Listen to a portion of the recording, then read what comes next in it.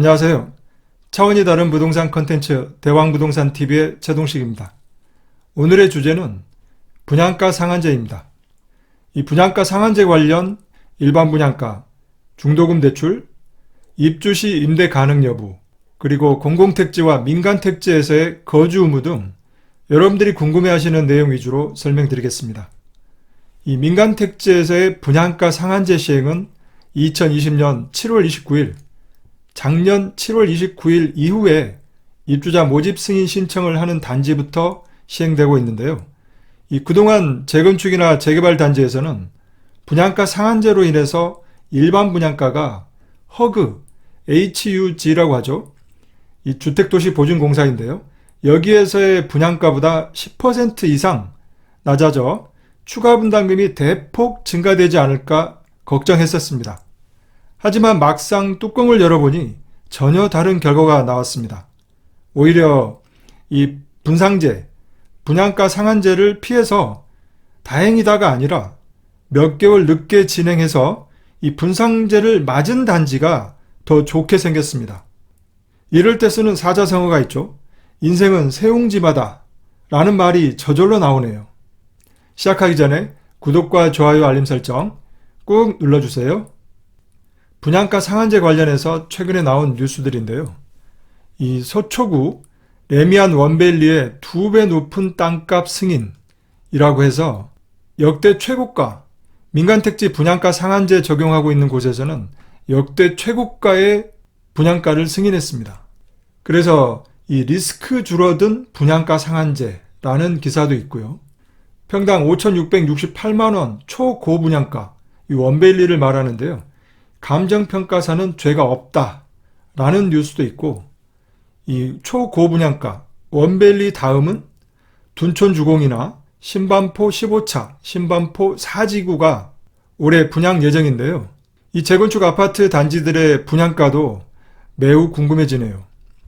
그리고 이 믿었던 분상제 배신, 대출 막히고 특공 사라질까 불안, 이 내용은 청약을 기다리고 있었던 이분들의 어떤 불안한 심리의 뉴스 내용입니다. 원밸리의 분양가를 한번 살펴보면요. 3.3제곱미터당 5,668만원으로 최종 서초구 분양가 심의위원회에서 통과되었는데요. 5,668만원에는 택지비를 4,204만원으로 했고, 이 기본형 건축비를 798만원, 그리고 이 택지 가산비, 건축 가산비를 668만원으로 해서 총 5,668만원의 일반 분양가로 확정되었습니다. 가까이에 있는 곳은 아닌데요. 남부터미널역에 있는데요. 작년 6월 달에 서초 비버리캐슬 아파트의 이 택지비는 2,642만원이었습니다. 그래서 분양가는 3,600만원이었고요. 또 인근에 이 낙원 청강 연립 가로주택 정비 사업을 하는 곳이 있습니다. 이곳의 택지비를 2,661만원으로 해서 분양가를 3,252만원으로 작년 10월 달에 분양가를 확정했었습니다. 약간 떨어져 있는 곳인데요. 그래도 이 서초 비버리캐슬 아파트나 낙원 청강 연립 이 정비 사업 택지비와 비교해보면 이 택지비는 약 2배가량 높습니다. 왜 이런 결과가 나왔을까요? 이 서초구청 분양가 심의 결과를 한번 보면요. 이 택지비는 서울시와 서초구청에서 각각 지정한 이 감정평가법인 두 곳의 감정평가액을 산술평균한 것입니다. 그래서 이 나온 감정평가액을 한국부동산원, 옛날 한국감정원이죠. 한국부동산원에서 검토를 했고요. 이거를 근거로 서초구청 분양가 심의위원회에서 심의를 하였습니다. 그래서 나온 결과가 이 4,204만원으로 택지비가 인정되었고요. 여기에 기본형 건축비, 그리고 이 택지 건축 가산비가 있는데요. 이 가산비가 조금 많이 책정이 되었습니다. 이 레미안 원밸리는 특별 건축구역으로 지정되어 있었기 때문에 이 택지 가산비와 건축 가산비를 조금 더 다른 단지들보다는 조금 더 많이 인정되었던 거죠. 그래서 이 5,668만원 민간택지 분양가 상한제 지역에서는 역대 최고가의 일반 분양가가 탄생되었습니다. 이 인근 주변 시세를 보면요. 바로 옆에 있는 아크로 리버파크, 3.3제곱미터당 9,400만 원에서 1억 1,000만 원까지 실거래가 되었는데요. 이 분양가와 비교해 보면 그래도 이 주변 시세의 56%밖에 안 됩니다. 당첨이 되면 시세 차익이 약 15억 정도 로또 분양 맞습니다. 이러한 높은 택지비로 감정평가가 돼서 인정이 되었던 근본 원인은 바로 이 공시지가입니다. 2021년 표준지 공시지가를 대폭 올렸는데요. 얼마 전 이 부동산 공시가격 현실화 계획을 정부는 발표했었습니다. 거기에 보면 이 토지 가격은 2020년부터 2028년까지 이 8년 동안 시세의 90%까지 올린다라는 계획이 있습니다. 여기에 맞춰서 올해 이 표준지 공시지가는 10.31%가 올라갑니다. 역대 최고 변동률이죠. 그리고 전국 표준지 공시지가 상승률을 한번 보면요. 제가 이렇게 빨갛게 네모나게 표시되어 있는 이곳들이 바로 전년 대비 10% 이상 공시지가가 상승되는 곳입니다. 서울, 세종, 대전, 광주, 대구, 부산입니다. 그래도 이 전국의 평균은 10.37%입니다. 10%가 넘습니다. 10년 이내에 최대 상승률입니다. 이런 공시지가가 전국에 일반 분양을 하려고 하는 모든 곳에 영향을 미칠 것입니다. 서울시 자치구별 공시지가 변동률을 한번 보면요. 이 빨갛게 표시되어 있는 곳들이 바로 전년 대비 11% 이상 상승되는 곳입니다. 강남구가 13.83%로 가장 높고요. 그 다음으로 소초구 12.63%, 영등포구가 12.49%입니다. 그리고 이 송파구는 11.84%이고 강동구는 9.85%입니다. 이 공시지가가 어마어마하게 오르고 있네요. 부동산 공시가격 현실화 계획에 따라서 2028년 약 8년 동안 시세의 90%까지 올린다는 계획이기 때문에 올해뿐만이 아니라 매년 아마 비슷한 상황의 공시지가 상승이 예상됩니다. 다음은 올해 분양할 단지들의 분양가와 공시지가를 한번 볼까요? 얼마 전에 확정된 레미안 원베일리의 이 녹색 그래프는 허그 주택도시보증공사에서 작년에 제시했었던 분양가입니다. 4,892만 원이었고요. 올해 서초구청에서 최종 확정된 일반 분양가는 5,668만 원입니다. 무려 15.8%가 인상이 되었는데요. 둔촌주공을 한번 보면 허그에서 제시했었던 일반 분양가는 2,978만 원이었습니다. 레미안 원밸리와 비슷한 상승의 일반 분양가가 예상이 되는데요. 허그에서 제시한 일반 분양가보다 약 15% 정도 인상이 된다라고 하면 3.3제곱미터당 3,500만 원 정도 일반 분양가가 예상이 됩니다. 이 소초구의 공시지가 변동률은 12.63%이고요. 강동구의 공시지가 변동률은 9.8%입니다. 이런 각 구별 공시지가가 그대로 이 일반 분양가에 반영이 되고 있는 거죠. 그래서 작년에 이 허그에서 제시했었던 일반 분양을 수용하지 않고 오히려 좀 더 기다리고 그래서 이 분양가 상한제를 맞았던 분양가 상한제 적용이 되어서 이 일반 분양을 할 이 단지들이 오히려 더 좋은 결과가 나온 겁니다. 분양가 상한제가 무서워서 미리 이 허그의 분양가를 수용을 해서 일반 분양을 했었던 단지들이 오히려 조합원들 입장에서는 수천만 원 정도의 추가 분담금 감소의 기회를 잃어버린 겁니다. 만약 이 둔촌주공의 일반 분양가가 3,500만 원이라면 59제곱미터까지는 9억 원 미만일 것 같고요. 59제곱미터 초과가 되면 9억 원 이상이 되기 때문에 중도금 대출은 어려울 것 같습니다. 다음은 공공택지에서의 이 분양가와 공시지가를 한번 비교해 보겠습니다. 얼마 전 작년 12월 달이죠. 그러니까 한 달밖에 안 됐는데요.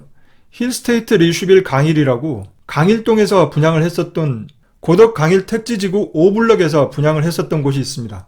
이곳의 평균 분양가는 2,230만 원이었습니다. 그래서 전용 84제곱미터는 평균 7억 4,200만 원 정도 됐고요. 101제곱미터는 8억 8천만 원 정도 됐었습니다. 그래서 이 809세대 모두가 다 중도금 대출이 가능했었습니다. 9억 원 미만이니까요. 그런데 다음 달 2월 달에 일반 분양 예정인 이 고덕강일 제1풍경채, 이 고덕강일 택지지구 1블럭에 있는데요. 이곳의 분양가를 강동구청에서 2,430만 원으로 확정했습니다. 한 달 전과 비교해서 8.96%를 인상했는데요. 올해 강동구 공시지가 변동률은 9.8%였습니다. 이 공시지가가 그대로 분양가에 반영이 된 거죠. 그래서 84제곱미터는 8억 1천만 원 정도, 8억 원 초반에 분양가가 예상이 되고요. 101제곱미터는 9억 5천만 원 정도, 9억 원대 중반 정도가 예상이 되는데 결국 9억 원이 넘기 때문에 이 중도금 대출은 불가능합니다. 만약 고덕강일 제1풍경채에 101제곱미터를 청약하려고 했었던 분들 입장에서는 갑자기 중도금 대출이 안 되기 때문에 자금 계획에 차질이 생긴 거죠. 한 달 만에 84제곱미터나 101제곱미터의 분양가가 무려 약 7천만 원 정도 인상되었습니다. 분양가 상한제가 적용되고 있는 공공택지에서도 이 공시지가 상승률을 그대로 반영해서 이 분양가에 적용이 되고 있습니다. 그리고 분양가 상한제 지역에서는 이 거주 의무가 시행됩니다. 이 공공택지에서는 이 분양가격이 인근 지역 주택 매매 가격의 80% 미만인 경우에는 5년의 거주 의무가 있고 80%와 100% 사이면 3년의 거주 의무가 있습니다. 민간 택지에서는 분양가격이 인근 지역 주택 매매 가격의 80% 미만인 경우에는 3년, 80% 이상 100% 미만인 경우에는 2년의 거주 의무가 시행됩니다. 2월 19일 이후에 입주자 모집 승인 신청을 하는 단지부터 시행되기 때문에 거주 의무를 해야 되나 아니면 안 해도 되냐에 따라서 이 시장의 반응은 완전히 달라질 것입니다. 거주 의무가 시행된 이후에 분양을 받았다면 입주 때 임대를 할 수 없습니다. 그동안은 이 자금이 부족하신 분들은 입주 때 이 임대를 해서 그 전세 보증금이나 월세 보증금으로 잔금을 치렀었죠. 하지만 앞으로 2월 19일 이후에 분양에 당첨되신 분들은 임대 보증금으로 잔금을 치를 수가 없는 거죠. 본인이 직접 거주를 해야 되기 때문에요. 80% 미만의 분양가가 확정되기 때문에 대부분 공공택지에서는 5년, 민간택지에서는 3년의 거주 의무가 시행됩니다. 시장에 그만큼 임대 물량도 나올 수가 없는 거죠. 입주를 해서 3년이나 5년이 지나야 임대 물량들이 나올 수 있겠습니다. 시장에 임대 물량이 없어서 지금도 전세가가 고공행진을 하고 있는데요. 앞으로 이 분양가 상한제가 한몫 더 매물 품귀에 영향을 미칠 것 같네요. 민간택지 분양가 상한제 적용 지역은 현재 서울의 18개 구 309개 동, 그리고 경기도의 3개 시의 13개 동이 이 민간택지 분양가 상한제 대상 지역입니다. 이 파란색 부분이 바로 집값 상승 선도 지역이고요. 이 노랗게 되어 있는 이 부분이 정비사업 등 이슈가 있는 지역입니다. 그래서 총 322개 동의 민간택지 분양가 상한제가 적용되고 있습니다. 결론입니다. 이 허그 대비 분양가가 오히려 내려가는 게 아니라 올라가고 있습니다. 공시지가가 대폭 상승되고 있기 때문에 앞으로도 이 분양가는 계속 상승될 전망이고요. 그래서 이 조합원 입장에서는 일반 분양가가 올라간다는 말은 일반 분양 수입이 증가한다는 얘기입니다. 그러면 추가 분담금이 감소됩니다. 상승되는 일반 분양가와 일반 분양 물량에 따라서 이 추가 분담금은 약간씩 다를 텐데요. 그래도 수천만 원 정도의 추가 분담금 감소가 예상이 되고요.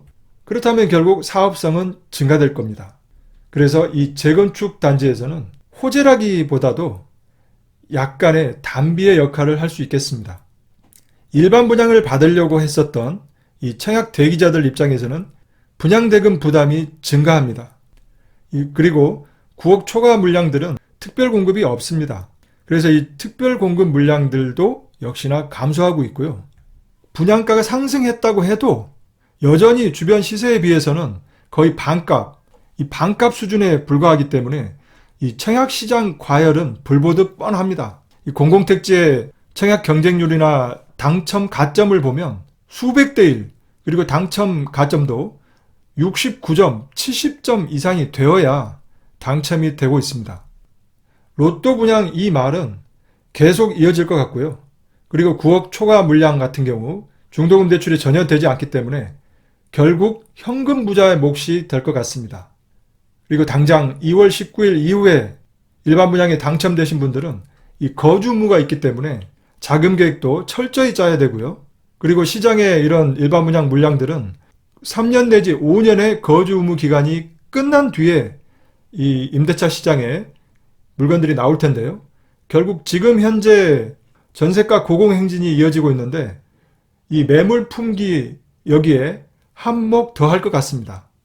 이 분양가 상한제라고 하는 이 규제, 이걸로만 절대 주택시장 안정을 할 수 없습니다. 수요와 공급, 그리고 정부와 민간, 정책 가격과 시장 가격, 이 모든 것들이 같이 한데 어우러져서 같이 굴러갈 때 주택시장 안정, 그리고 주거 불안, 이런 모든 것들이 해소가 될 것으로 보입니다. 오늘 영상은 여기서 마치도록 하고요. 많은 도움이 되셨다면 구독과 좋아요 버튼 꼭 눌러주시고요. 더 좋은 콘텐츠를 올리는데 큰 힘이 되겠습니다. 감사합니다.